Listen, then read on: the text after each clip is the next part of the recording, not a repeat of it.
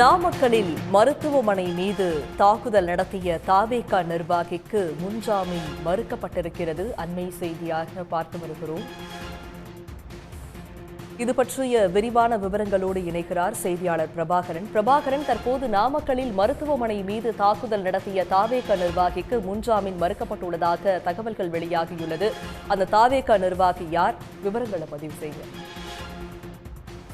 கடந்த வாரம் நாமக்கலில் தாவேகா பிரச்சாரம் செய்த பொழுது ஏற்பட்ட கூட்ட நெரிசலை தொடர்ந்து நாமக்கலில் தனியார் மருத்துவமனையில் தாக்குதலில் ஈடுபட்டதாக அந்த மாவட்டத்தைச் சேர்ந்த மாவட்ட செயலாளர் சதீஷ் மீது வழக்கு என்பது பதிவு செய்யப்பட்டிருந்தது. இந்நிலையில் இந்த வழக்கில் தான் கைது செய்யப்படக்கூடும் என்று அஞ்சி அவர் சென்னை உயர்நீதிமன்றத்தில் முன்ஜாமீன் மனு என்பது தாக்கல் செய்திருந்தார்.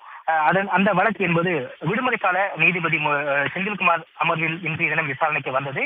விசாரணையின் பொழுது நீதிபதி பல்வேறு கேள்விகளை முன்வைத்திருந்தார். மிக முக்கியமாக இந்த மனுவில் தான் எந்த குற்றமும் செய்யவில்லை, அரசியல் காரணங்களுக்காக வழக்கில் தன்னை சேர்த்திருப்பதாகவும் சம்பவ இடத்தில் இருந்த ஒரே காரணத்திற்காக தனக்கு எதிராக வழக்கு பதிவு செய்யப்பட்டிருப்பதாக மனுதாரர் தரப்பில் என்பது வாதம் என்பது முன்வைக்கப்பட்டிருந்தது. அதே போல அரசு தரப்பில் ஆஜரான வழக்கறிஞர் அனைத்து விதிகளையும் பூர்த்தி செய்வதாக கூறி அனுமதி பெற்றவர் தான் மனுதாரர். அவரது கட்சியினர் செயல்பாடுகள் 5 லட்சம் ரூபாய் அளவிற்கு சேதம் என்பது ஏற்பட்டிருக்கிறது.